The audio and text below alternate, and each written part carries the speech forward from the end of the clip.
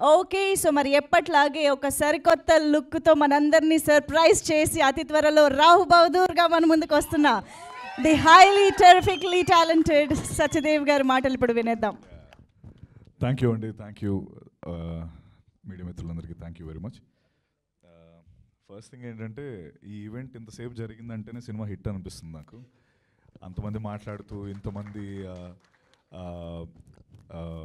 Directors, recent hit కొట్టిన అందరు directors ఇక్కడ వచ్చి సినిమాని సపోర్ట్ చేయడం నిజంగా క్రేజీగా అనిపిస్తుంది. అండ్ ఫస్ట్ థింగ్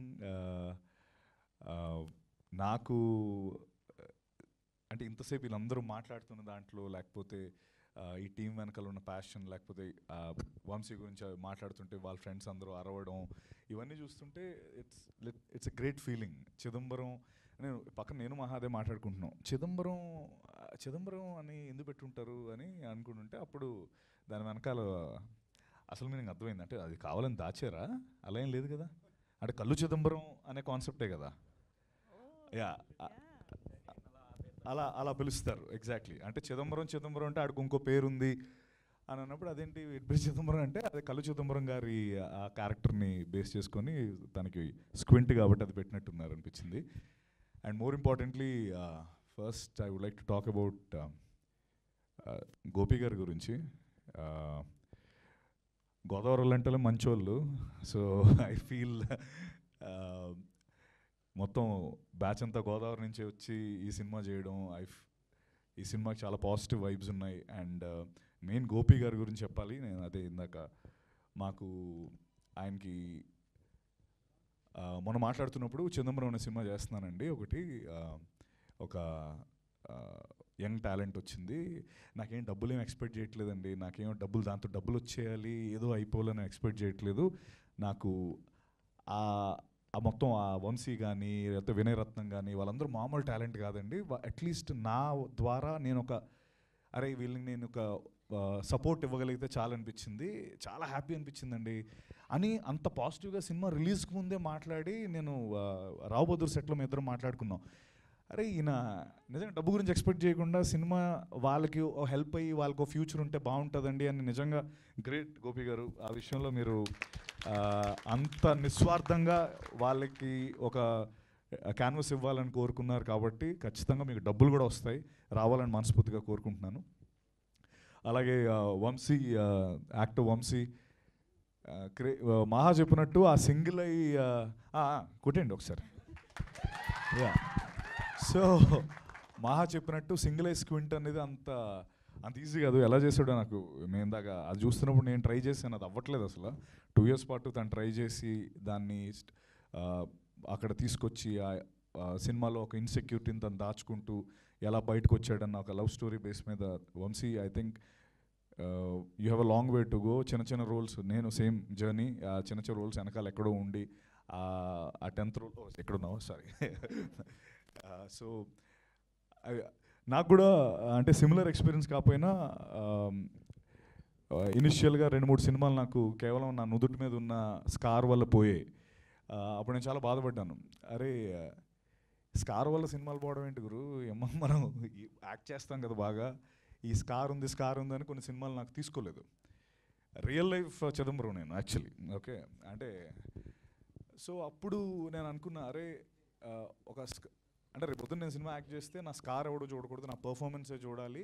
ఆ స్కార్ తీర్చమని నాకు చాలామంది చెప్పారు, ఆ స్కార్ తీసేసేయండి మీకు బోల్డ్ ఆపర్చునిటీస్ వస్తాయంటే ఆ స్కార్ తీయకుండా okay let me prove my self, నేను యాక్ట్ చేస్తే నా స్కార్ని ఎవడో చూడొద్దు, నా యాక్టింగ్ని చూడాలి అని చాలా కాన్ఫిడెంట్గా ముందుకు వచ్చి నేను ఇన్ని రోజులు నన్ను మీరు చీఫ్ గెస్ట్గా పిలవడానికి ఆ కాన్ఫిడెన్సే కారణం. అండ్ నీకు కూడా I think it's just the start and you'll have a long way to go. Thank you so much. And అలాగే సంధ్య గారు, మీరు చాలా న్యాచురల్గా ఉన్నారు. అండ్ చాలా చిన్న టీజర్లోనే యాసది మీ ఓన్ యాసేనా, మీరే మాట్లాడారా డబ్బింగ్? ఓ సారీ, మీదే కదా. చాలా బాగా మాట్లాడారు అండ్ వెరీ న్యాచురల్గా ఉన్నారు. Thank you. అలాగే వినయ్ రత్నం ద డైరెక్టర్, వాళ్ళందరూ ఇందాక వాళ్ళ స్ట్రగుల్ గురించి 2 years పాటు మేము క్రౌడ్ ఫండింగ్ చేసాం, నేను వదులుకోలేదు, సర్టిఫికెట్స్ అవన్నీ చేశాను. I think it's okay. ఈ కొత్త టాలెంట్ గురించి కూడా మీరు చెప్పాలని. ఇనిషియల్గా చిన్నప్పుడు చిన్నప్పుడు నేను చైల్డ్ యాక్టర్గా ఫస్ట్ ఆయన సినిమాలోనే ఇంట్రడ్యూస్ అయ్యాను.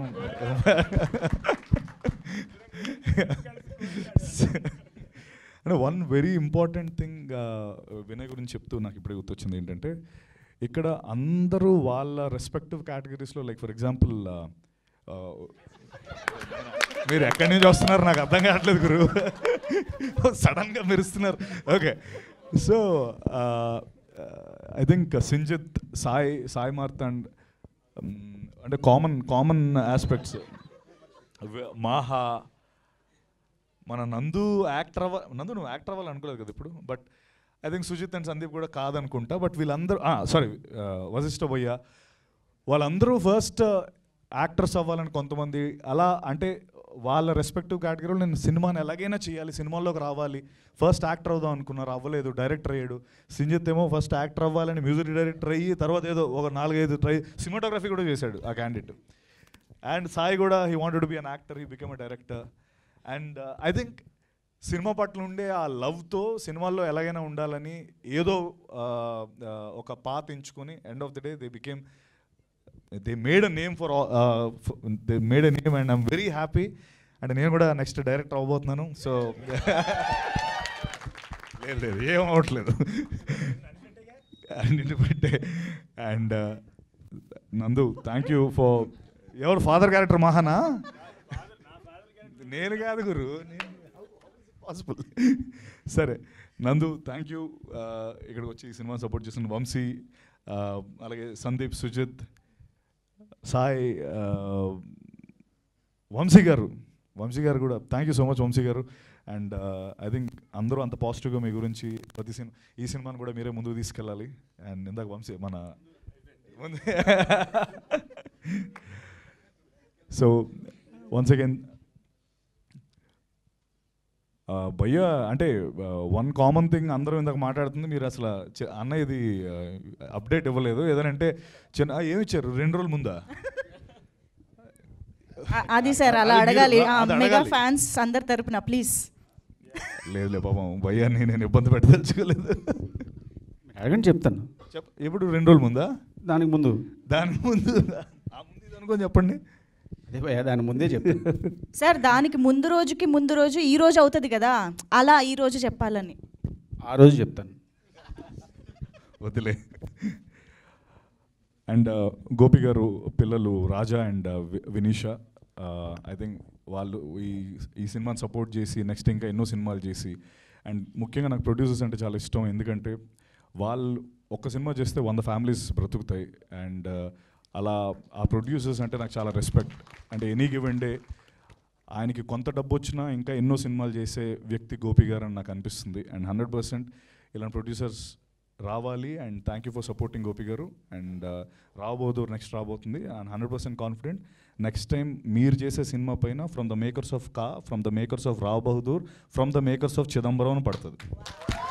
Thank you very much. Wow, it was amazing Satyadev గారు.